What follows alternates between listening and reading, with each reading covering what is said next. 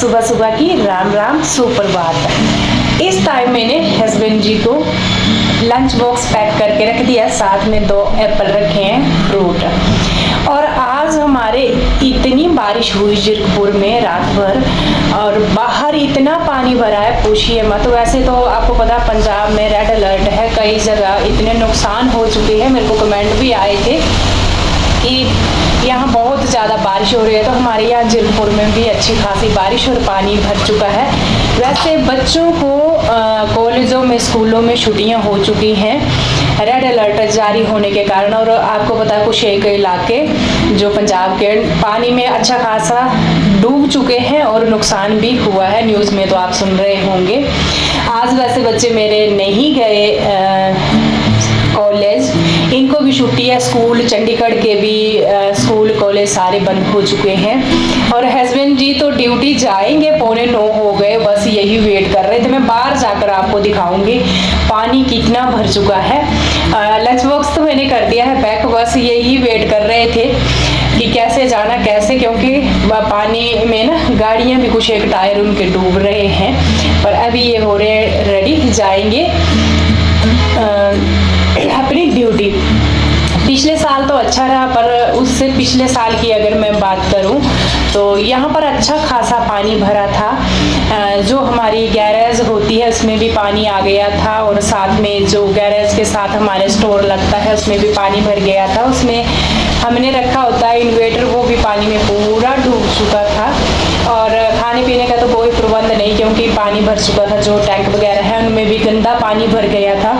तो यहाँ की सबसे अच्छी बात है जो पंजाब के होते हैं सेवा में अच्छे होते हैं, और उन्होंने ट्रैक्टरों के माध्यम से बालकनियों में खाने पीने का सामान और पानी फेंका। तो कुछ 1-2-3 दिन निकाले, उसके बाद थोड़ा पानी कम हुआ तो धीरे धीरे सिचुएशन अच्छी हुई थी। और इस साल तो बारिशों ने रिकॉर्ड तोड़ दिया। पहले तो हिमाचल में तबाही हुई, अब पंजाब के कुछ एक इलाके, और कल से यहाँ वैसे बारिश तो यहाँ भी होती ही रही है, पर इतना पानी नहीं भरा। पर आज थोड़ी एक्स्ट्रा बारिश हुई तो पानी भर चुका है बहुत ही ज़्यादा। मैं बाहर जाकर आपको दिखाती हूँ कितना पानी भरा है आज पूरी सोसाइटी में। पर चलिए, स्कूल कॉलेज तो बंद है, पर ड्यूटी वाले तो ड्यूटी जाएंगे ही जाएंगे।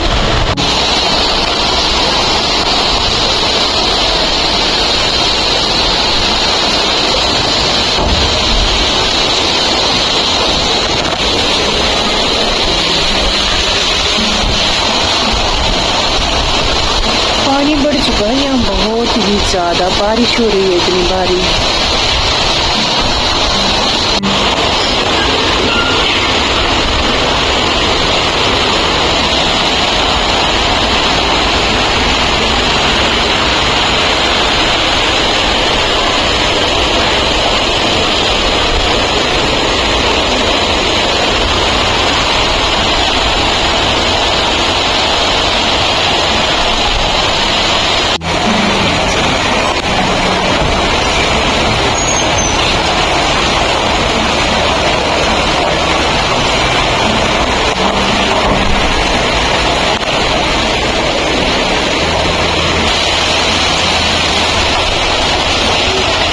बाहर का नज़ारा तो आपने देख लिया, क्या हालत हो रखी है। और यहाँ हस्बैंड जी तैयारी कर ली है पूरी, और लंच बॉक्स वगैरह डालकर जाएंगे ड्यूटी। ड्यूटी तो ड्यूटी ही होती है। और बहुत वेट किया कि थोड़ी कम हो बारिश, पर नहीं हुई, और इसके बाद ये निकलेंगे अपनी ड्यूटी के लिए।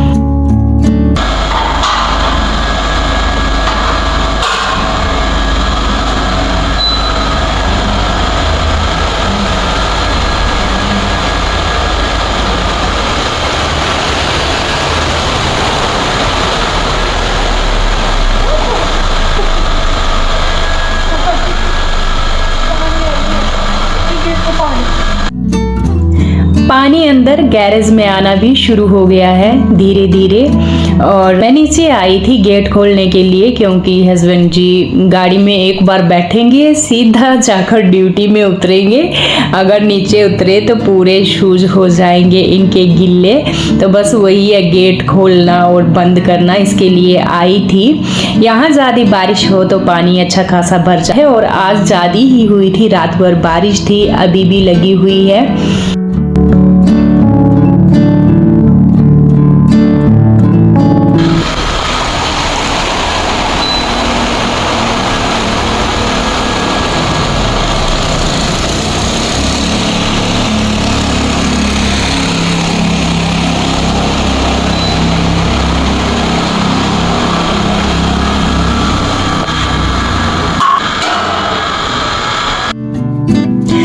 ऊपर पहुंचते ही सबसे पहले काम मैंने किया, जो मेरे कपड़े बिखेरे थे, देखिए कैसे डाले हुए हैं बेड के पीछे, चेयर के ऊपर, दरवाजों के ऊपर, खिड़कियों के ऊपर, पूरे मेरे कपड़े पूरे घर में ऐसे फैले हुए थे।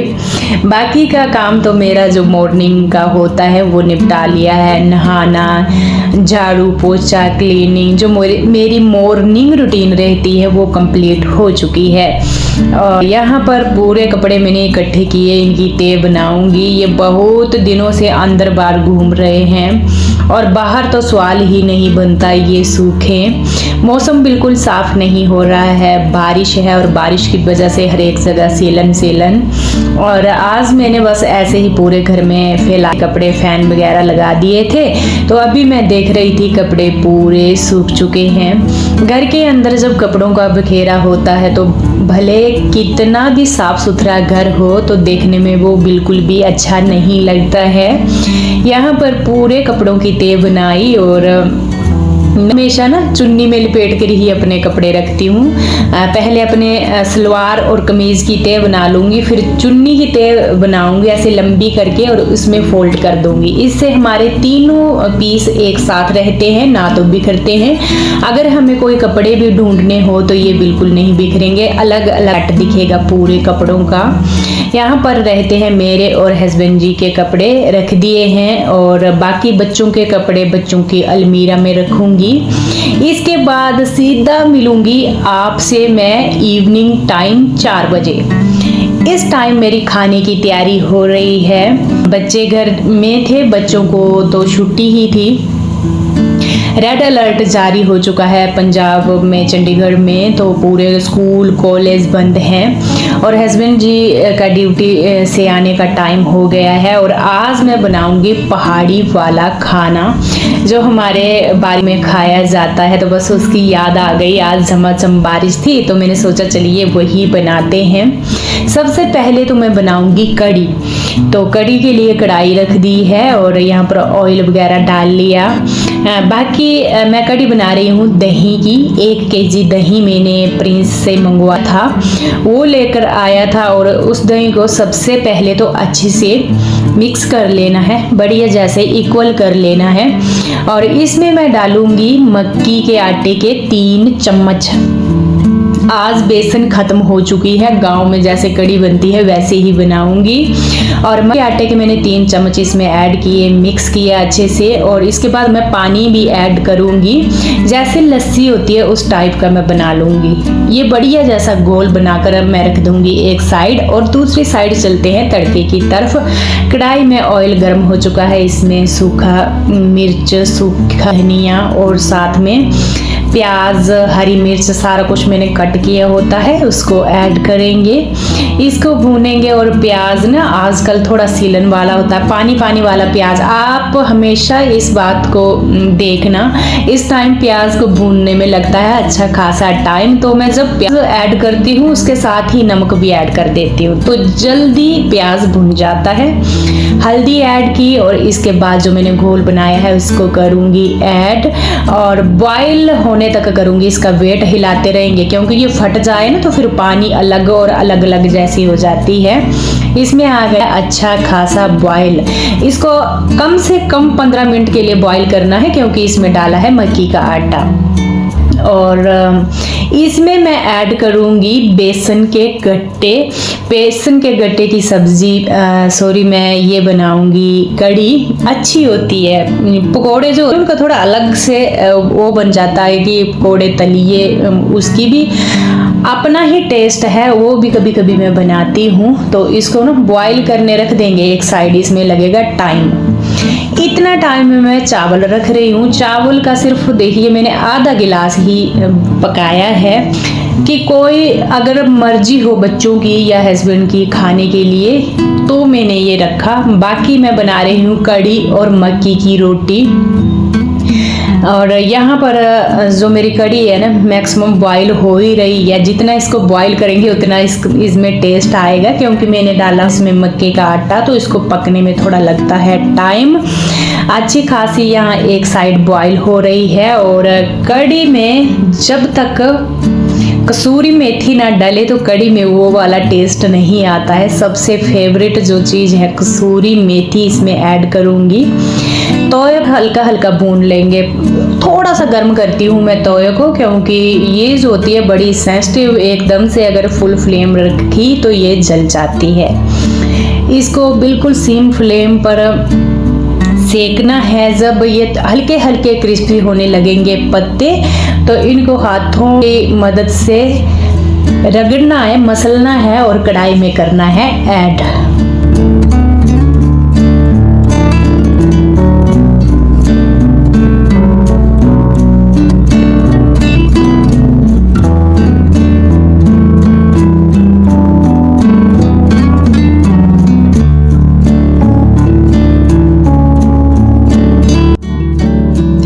कड़ी बनकर हो गई है रेडी। इसके ऊपर देंगे ढक्कन, और ये कड़ी इससे भी ज़्यादा होगी जब ये ठंडी हो जाएगी।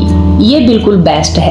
यहाँ पर मैंने पानी गर्म कर लिया है, और साथ में एक दिन मैंने पहले भी मक्की की रोटी बनाई थी, तो मैंने छान कर ना डिब्बे में फिलअप कर दिया था। बस यही मेरा मक्की का आटा बचा हुआ है, तो इसकी आज मैं रोटियां बनाऊंगी। हल्का सा गुनगुना पानी किया है। इसका एक ही रीज़न है, आपको पता है मक्की पिछले साल की मक्की है, तो उसको ना पकाना थोड़ा टफ हो जाता है। यहाँ हस्बैंड जी आज गए हैं और इनके साथ आए हैं हमारे ऊपर जो रहते हैं पड़ोसी, ये भैया जी आए हैं। ये भी हिमाचल के ही आर्मी से रिटायर्ड। तो मैंने दीक्षांत को ही आवाज़ लगाई था इनको दे दे पानी।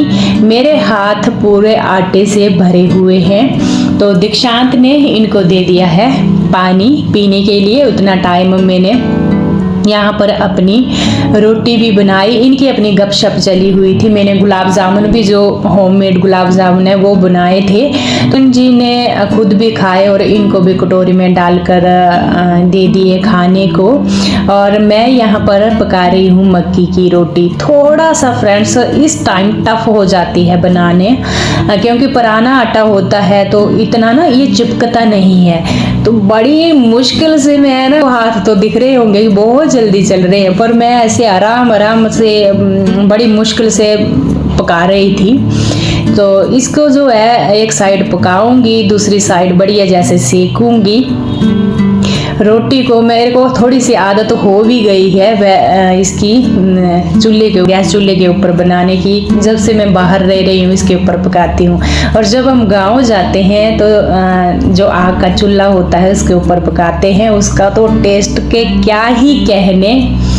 वो टेस्ट तो कभी नहीं मिल सकता गैस की रोटी के ऊपर। पर चलिए काम तो चलाना है, दिल कर रखा। आज मौसम बहुत ही बढ़िया था, बारिश वाला, तो आज मैंने बस यही अपना पहाड़ी खाना बनाया, मक्की की रोटी और कड़ी।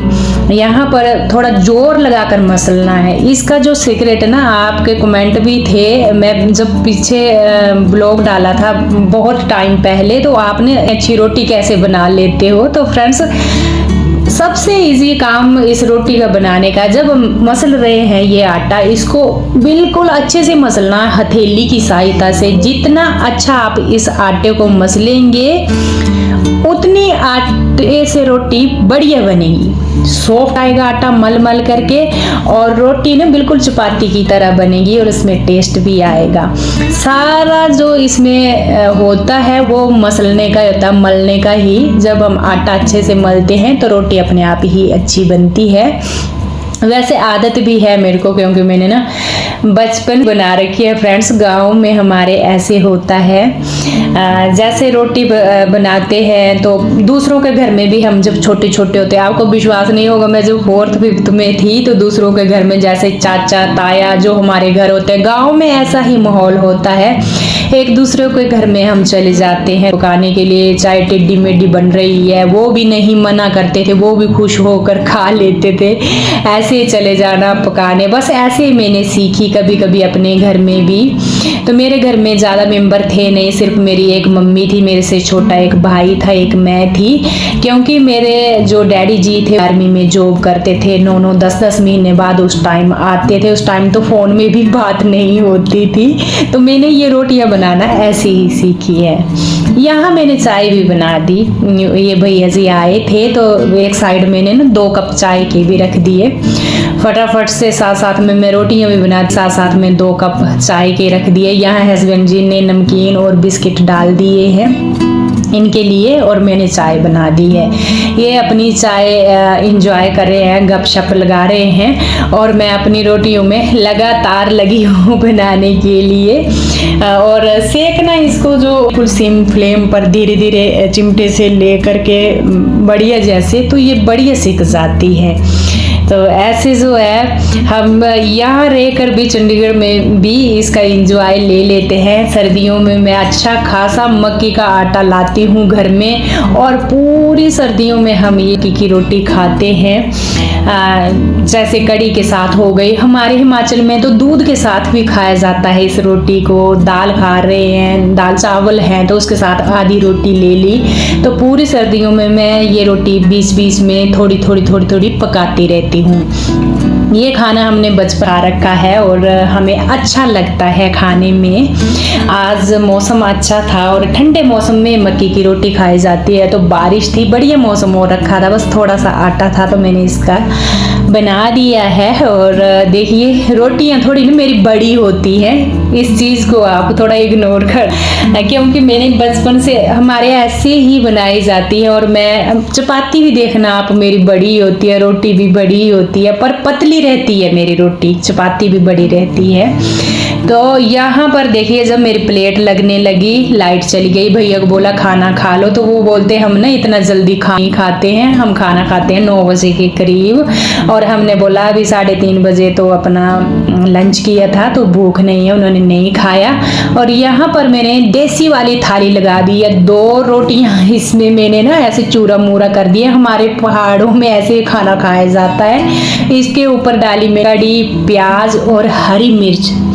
इस खाने के क्या ही कहने, हस्बैंड जी को तो इतना पसंद आया, बोलते अब ना भले बोले बरसात है, सर्दियाँ नहीं है, पर मज़ा आ रहा है। डेली बोला दाल चावल सब्जी चपाती ना बोर हो जाते हैं। मैंने 1 प्लेट लगाई सिर्फ, और उसके बाद नीचे बैठ गए थे। नीचे बैठकर खाने का मज़ा ही अलग है। कढ़ाई रख ली थी साइड में और खाना खाया। बच्चों ने भी, बच्चे ना फट से अपनी प्लेट उठाकर लेकर चले गए। जैसे ही उन्होंने देखा कि मम्मा ने कैमरा लगा दिया तो साइड में बैठे थे हमारी और फट से उठ कर गए। तो ऐसी ऐसी कहानी है मेरे बच्चों की। यहाँ चावल देखिए फ्रेंड्स, जो मैंने आधा गिलास बनाया था ना, उसमें से 1 चम्मच तक किसी ने नहीं खाया। अभी मैंने डायरेक्ट इसका ढक्कन खोला और एक बाउल में ऐड कर दिया। इसको तो मैं रखूंगी साइड में।